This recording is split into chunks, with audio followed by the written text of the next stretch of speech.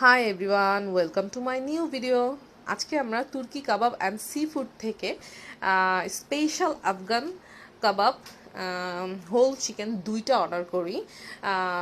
অনেক বেশি টেস্টি ছিল এটার মধ্যে কাবাব আর চিকেনের দুইটা ফ্লেম একত্রিত হয়েছে, মানে সেই একটা ফ্লেভার আসতেছিল। আপনারাও সবাই এখানে আসলে অবশ্যই এটা ট্রাই করবেন। এটা একটা রিভিউ পোস্ট বলতে পারেন।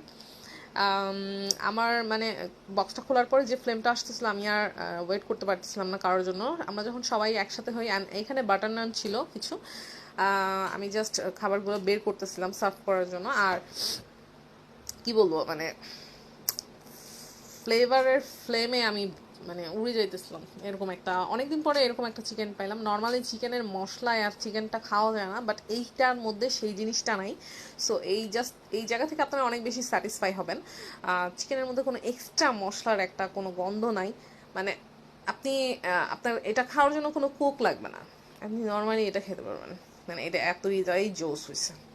সো আপনারা ট্রাই করবেন। অ্যান্ড ওদের স্পেশাল কিছু সস এটার সাথে দিয়ে দেয়।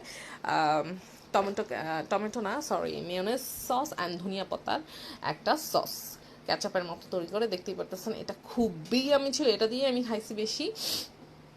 সো আপনারাও ট্রাই করবেন। আল্লাহ হাফেজ, ভালো থাকবেন।